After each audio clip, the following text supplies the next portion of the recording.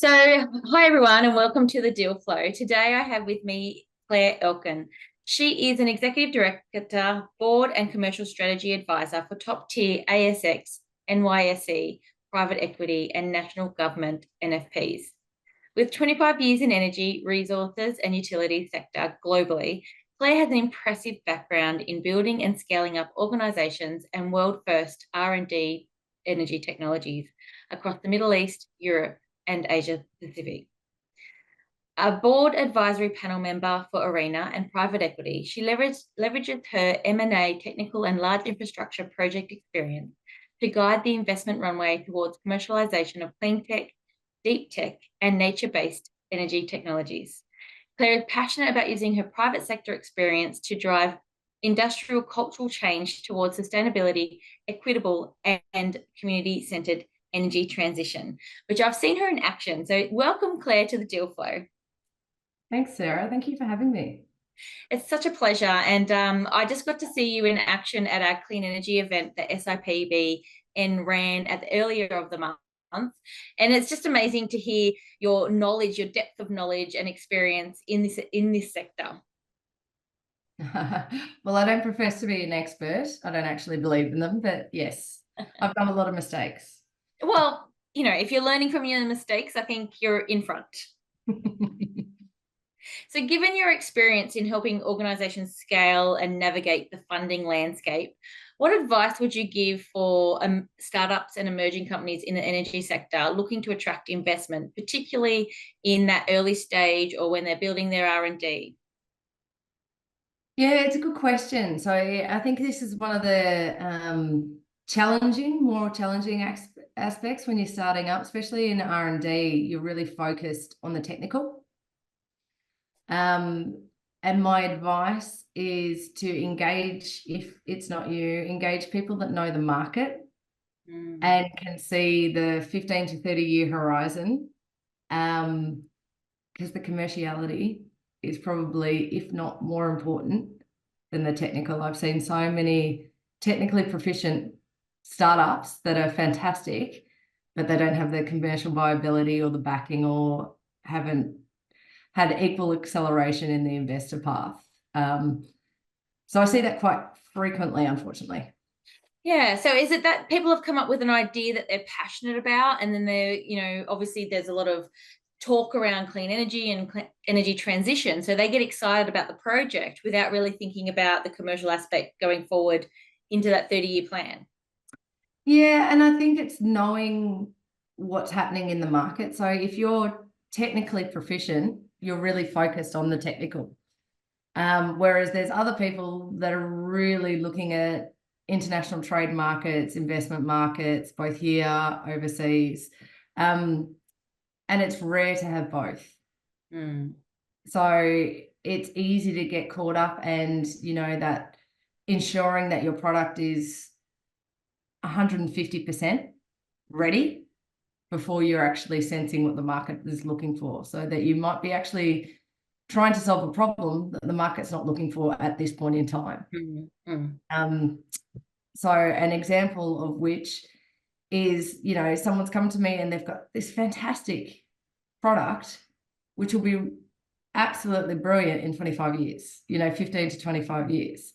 It's just that we're not mature enough in the market, specifically in Australia, for it to be a commercial viable entity today. Yeah. Yeah. And I guess that's the challenge, right? So, there's a big focus on, I don't know if you want to go down this route, there's a big focus on hydrogen and, developing hydrogen projects, and there's investment in hydrogen, but we really don't have a market for it right now for a lot of parts of what's coming out of, the developments and the ideas of what people are having. So is it that you have to develop a product so that the industry can grow to it, or do we need to wait till those products are there? So, for example, we've got companies that are developing hydrogen for vehicles, but we don't currently have vehicles in Australia that accept hydrogen as their fuel source. So where do you see that sort of sitting? I'll probably rephrase it to ensure that you're solving a problem, a real life problem, whether it's today or 10 years' time. and test that first. So I'll use academia because they're fantastic. They come up, they're the brains trust of a lot of IP at the moment. And they're coming up with some brilliant stuff, but it has to be applicable to solve some of the problems that we need, not only today, it's probably more in the next 10 years to help us move forward. So some, and there's difference. Like clean tech is a now problem, deep tech is 15 years plus, and nature-based solutions somewhere between the return on investment between, 10 to 20 years. Yeah. Yeah. And have you got an example of some projects that you're seeing coming through the pipeline that we are ready for, or it is a now problem that they're solving? Oh, absolutely. So electrolyzers is a big thing in Australia. Yeah. So we have we're a minerals export, steel manufacturing is huge. Yeah. In our GDP. So we are seeing there's 2 companies that are leading the way that are quite innovative in electrolyzers, completely different technology, and improving the efficiency. And I know that doesn't sound sexy.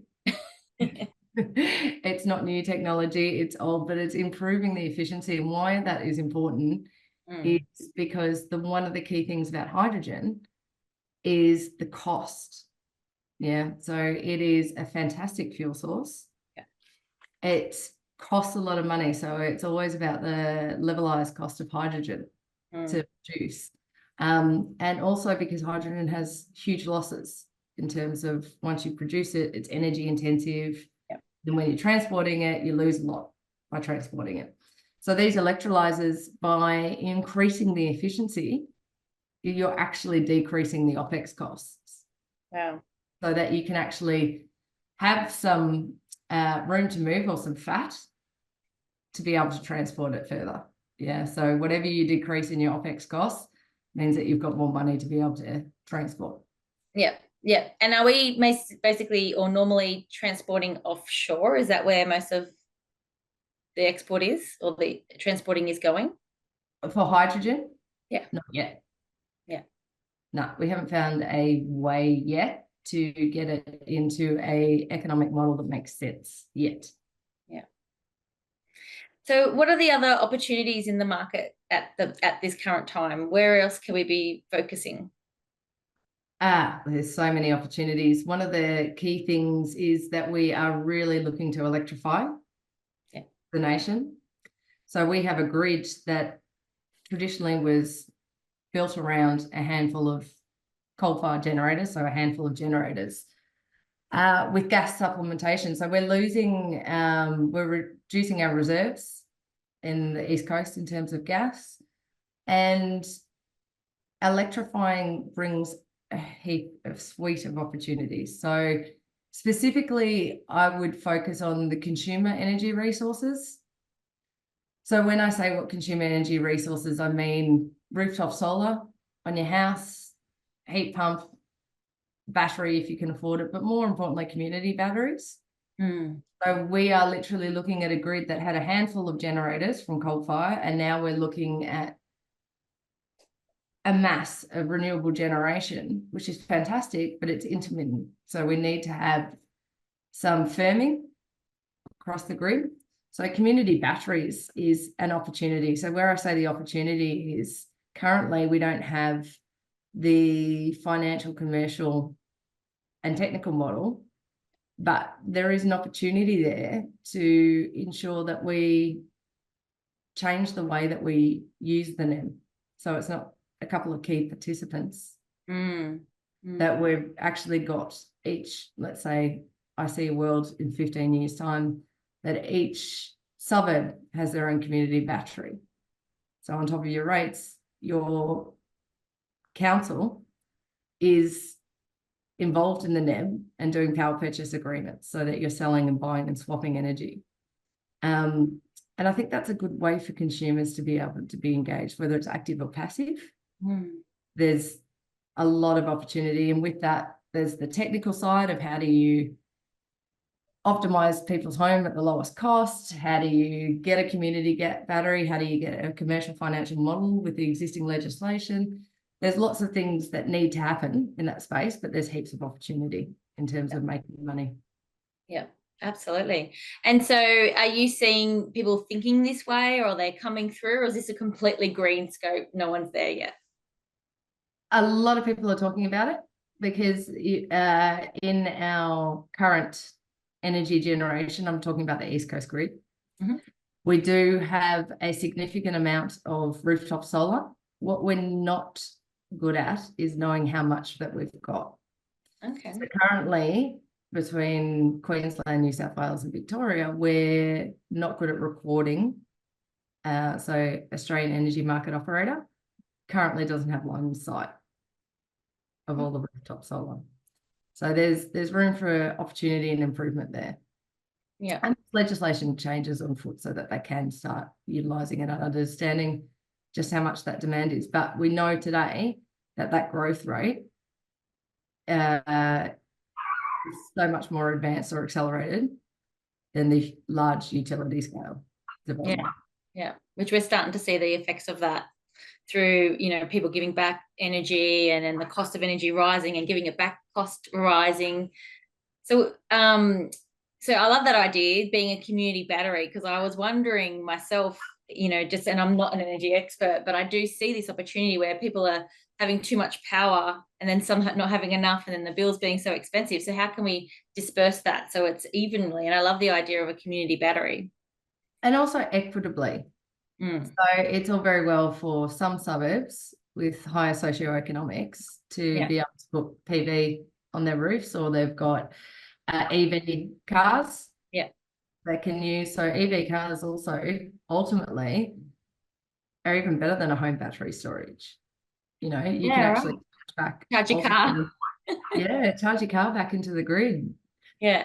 Although I did hear a story where someone had sent out letters to all their neighbours saying, can all the odd numbers charge on Thursdays and all the even numbers charge on Fridays? Because if everyone did it, just cut out the power.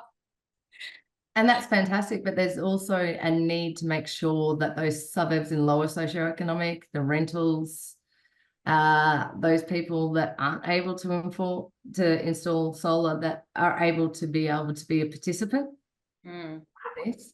And how do you share that evenly? Yeah. Well, I've seen some technologies coming out now where they can look at where they will use solar into buildings, because that's the biggest challenge when you're renting, is that you can't be in charge or own your own solar. It has to be the landlord or the building owner, and often that's complicated because it's not necessarily just one person, and what are their returns on investment. So there's some technologies coming out around that, which is exciting. And what's the incentive for them? Yeah, exactly. Well, there always, and this is the harsh truth of reality, there needs to be commerciality around it. Yes. It's not unfortunate. Like, it's the way of doing business. So I guess it's that business model. How are people making money? Because it'd be lovely if we could just completely give energy for free. I just did a podcast where I spoke to Sarah Furhurst, which you're good friends, and we were on the panel together at the energy event that we held at the earlier of the month, and she said, giving power to the powerless. And she said it's not just about electricity, it's about economics. And I think that's kind of alluding to what you're saying about the social economic disperse of power. Oh, absolutely. And empowering communities that may not have other ways of empowering themselves. Yeah. And microgrids are a really good example of that, especially in remote Australia. They have abundant sun, solar, and giving them an opportunity to develop upon their land so that they can actually be active participants in revenue generation for their community. Yeah. And making sure that it's equally dispersed in the community is huge. We haven't had that before. And are you seeing, is that where some of this funding is coming from, government into these sort of communities and these opportunities that are there? Yeah, absolutely. So microgrids have been around for a while. So large scale institutional investors and private entities have been investing in microgrids where it makes sense, because ultimately you need a whole energy solution, because every single day the sun's not shining, the wind's not blowing, and it gets dark. So you need to have a combination of. Arena is got a microgrids program in regional and First Nation community that they're putting funding to, and also states. So several different states have funding associated with community empowerment. Right. And specifically around energy empowerment. And so are they going out to the market and saying, look, this is an opportunity for you, or is it only those people that are in the know that are actually accessing this opportunity? Really good question. We're not, it's all very well to just put something up on a website, but getting it to the people in that community and talking to what the advantages and disadvantages could be for them is a separate discussion. So you actually need to be proactive and out there in the community to say that that's available, because you can't just do a pamphlet drop, or you can't just have something on a website. Because we live in a modern age. I don't know about you, but do you read any of the junk mail that you get through? No. And I guess it's about, like you said, the benefits and the disadvantages. And I think you're talking to people that don't know that. There's one way of doing things and they're not aware of a different way of doing things, and it is a different thought process. So it is about education and getting that message out to them. Yeah, and it's all very well of us that have been in energy for ages just naturally assuming that everyone cares. No one has up until 5 years. You know what I mean? Going out there and simple things of how you can be more energy efficient in your own home. Yeah. How can we do things differently? And I'm not saying that we need to do things differently, but there's something to be said, like this work from home was a fantastic concept. Yeah. So we can put our washing machine and our dishwasher or whatever appliance on during the middle of the day. Now, can I get my kids out of school to give them a hot shower in the middle of the day? No. But you see my point. It's actually going out there and actually understanding what's in it for them. Yeah. Why would they want to be involved? And what's going to be the reward of being involved? It's always an effort versus reward. True. On an individual level. But you would have seen a massive change over the last 25, 30 years towards energy and people understanding.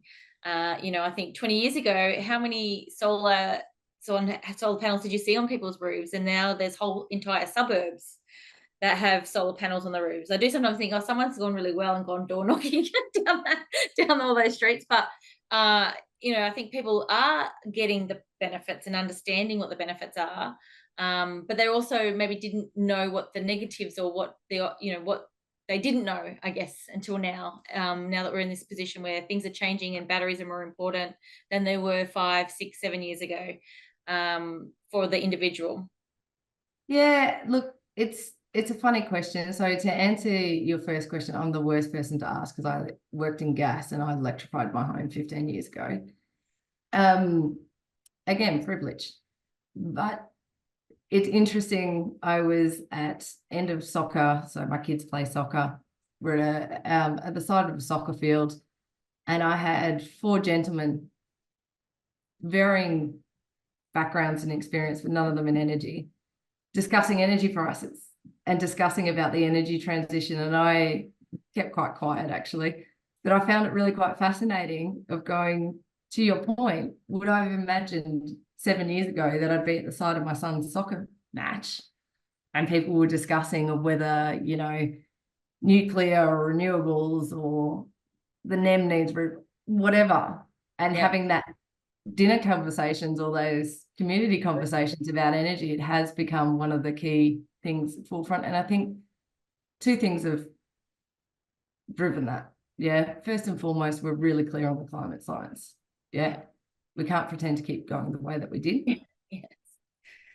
It is true, after all.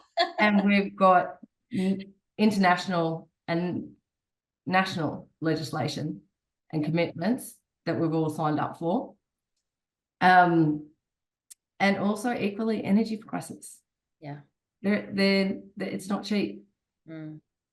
Yeah, so this transition, and whichever way you look at it, at whichever end of the stream, it's going to cost money.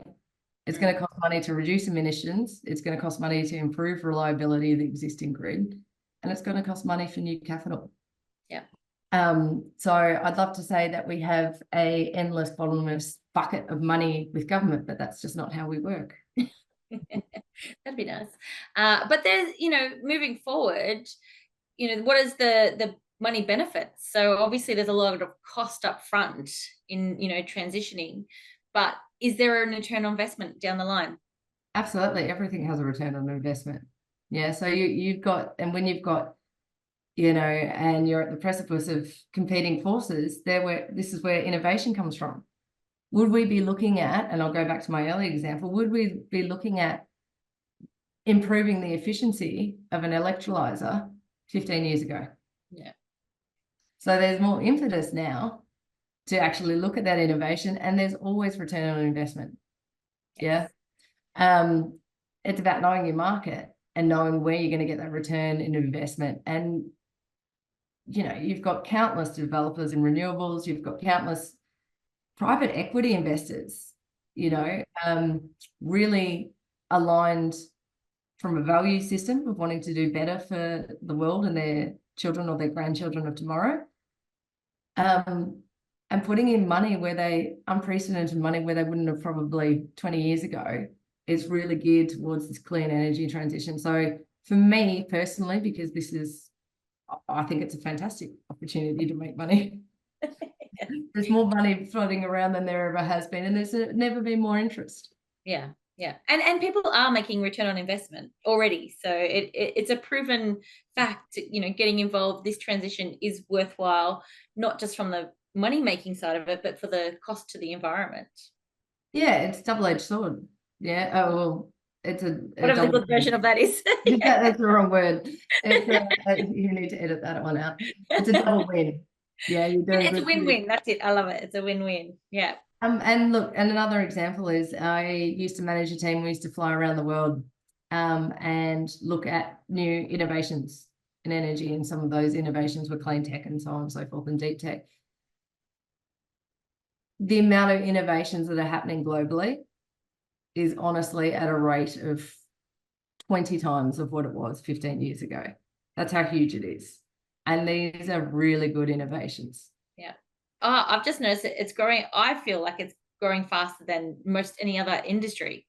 It'd have to be good to find out some figures on that. And yeah, I'm sure it is.